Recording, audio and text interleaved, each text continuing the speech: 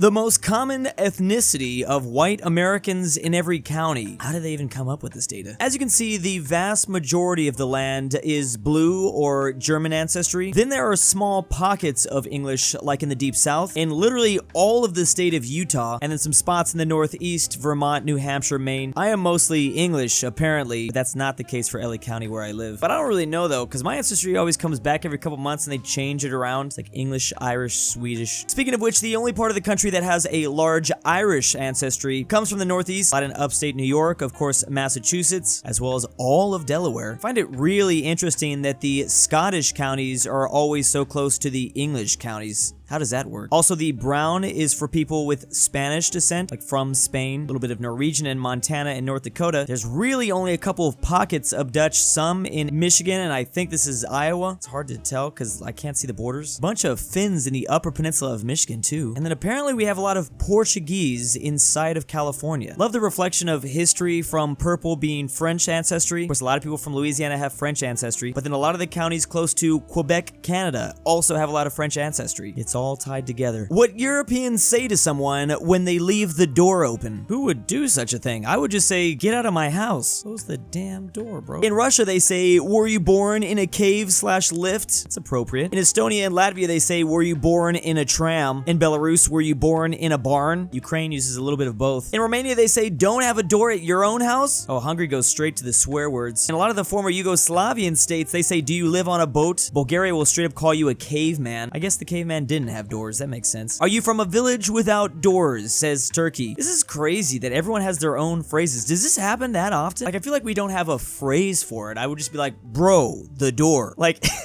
Sweden also with their curses. Do you have a dog with you, says Norway? Letting the heat out of the magpies. That's a cool one, Finland. Oh yeah, maybe, okay, so apparently maybe it's just like an English thing. We just talk about my English ancestry. We're just straightforward, like, what are you doing? Close the damn, what the? Oh yeah, close the door behind you. That's actually very nice for Ireland. I didn't expect that. These are a lot more creative. I kind of want to start using these. Born in a circus? Do you live in a tent? Oh, there we go. Oh man, maybe I'm French. The door. Do you have curtains instead of doors at home, says Spain. What? Portugal. It seems like something that really isn't a Western European thing. Like France, Spain, England, they all just say like la puerta, the door, the equivalent of the door. I like how I just added bro in front of it. It's the new age coming out. But maybe some of those phrases did actually transition to the US from this map. The most spoken languages besides English and Spanish in every state. I've reviewed something similar to this before. I'm so surprised always to see so much Vietnamese in the South. Mississippi, Arkansas, Texas. Unsurprisingly, with the French ancestry, they're still speaking French in Louisiana. And of course, the Northeast. That's not shocking. There is way more Portuguese than I expected. Rhode Island, Connecticut, Massachusetts, and New Jersey? Why did I expect to see some sort of like old Celtic language come out of Massachusetts? They're also speaking Portuguese in Utah. Tagalog from the Philippines in Nevada. In California, we're speaking Chinese. Oregon has Russian. And then with all the German ancestry, there's a lot of German language being spoken. Love that South Dakota has the Dakota languages, the Native Americans. A lot of Arabic coming out of Iowa, Michigan, and Ohio. Illinois has Polish. I love how this map is related to that other map that we reviewed first. Oh, of course, Arizona and New Mexico speak Navajo. Navajo territory is a huge chunk in both these states. The world's population compared to India, or the country with the most population on Earth. So this state alone in India is the equivalent to Germany. This has 84 million people living in it. The other side is equivalent to Saudi Arabia, so not as many people live on this side. These islands are about the Cayman Island size. 70 million people here, or like the UK's population. Myanmar are 54 million. Malaysian plus Singapore at 38 million. This territory has 125 million, which it does have a lot of India. It's a pretty big state. There's Thailand over here, Ukraine and Poland, Venezuela, Romania, and Cyprus, Australia plus New Zealand. Not as many people live in these like high mountains up this way, but like Iceland, Zimbabwe. There's Brazil plus Ecuador, 232 million. This definitely is the territory with the most people that India has. Crazy you can fit all of Canada in this small area of India, just because Canada is the second biggest country in the world in terms of land area, yet you can fit them all right here. I mean, that technically reminds me of you could fit all the Russians in just Bangladesh, and then some. I mean, Bangladesh's population is beating out Russia a lot. But looking at a population density map of India, it honestly looks like the Himalayan mountains here. This is not the Himalayan mountains. This is the amount of people that live in each small area. They're giant mountains, basically. Whereas everywhere else just has like specific spots focused in on. The Great Loop is a continuous waterway that mariners can travel that includes parts of the Atlantic, Gulf Coast, Great Lakes, Canadian Heritage Canals, and inland rivers of the American heartland. This mission would take about 140 travel days or about 5,500 miles. I'm gonna be honest, I didn't fully fully know if you could do this. I thought you could, but I wasn't for sure. It's part of the reason why the Great Lakes are so incredible. Combine that with like the Mississippi River. I wonder what type of vessel would be the best to do this in though. Because I'm thinking a canoe, but I don't want to do it in a canoe. Apparently people have done this Great Loop journey from a kayak to a 70-foot yacht. Yeah, I'm gonna choose that one if I can. However, it is recommended the depth is not much greater than 5 feet. Okay,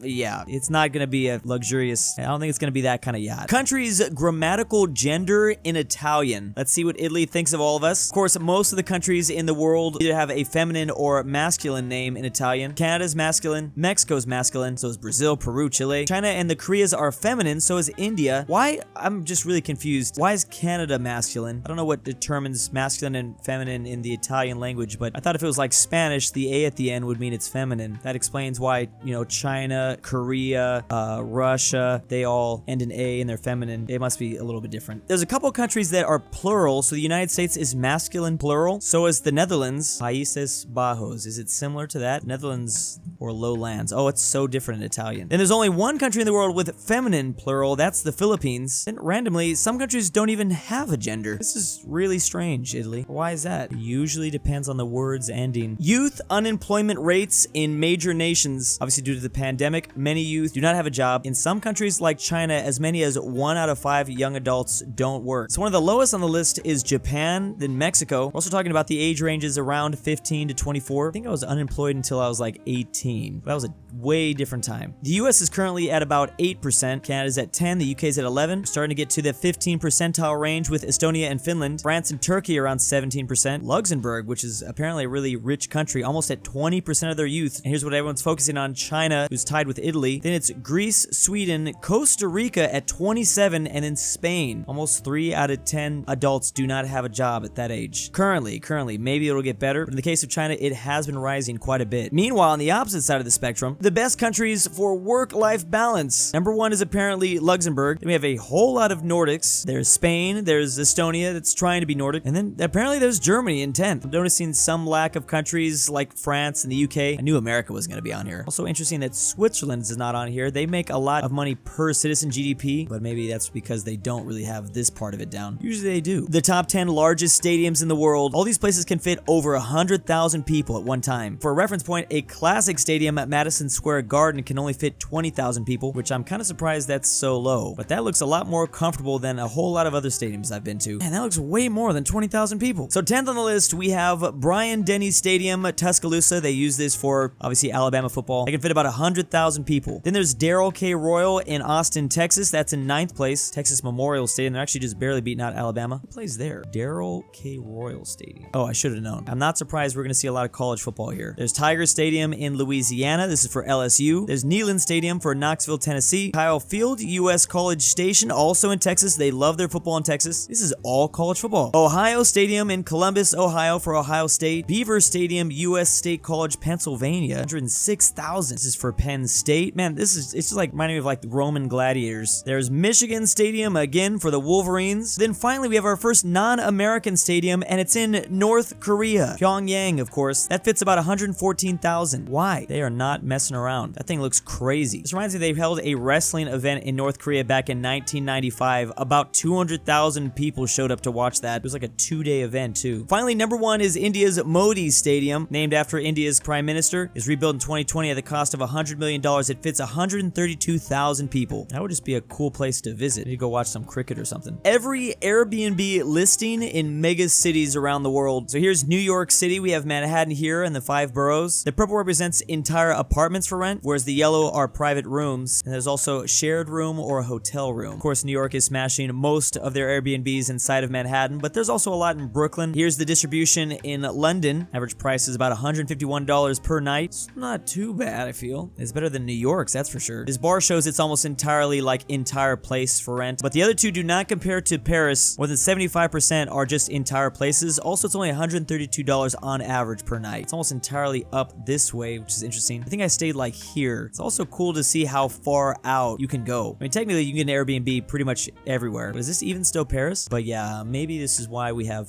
housing issues. And big thanks to my patrons. Destiny Ducker, the modern cartographer. Sebi, if you hear this, I love to you. Drew now. I am the kidnapper. aPhatNarwhal, Carmel since no one pays InquisitorXarius, KirinoIsBestGirl, LuxembourgLover, ortin, Robert E. RyeThePie, TheGreatRalphy, the Mexican Twickenhamster, 760, ZaneyBoi, JohnDenver, Glad, GoodOldRyah, and Jack Traven's annoying friend. And why am I doing this?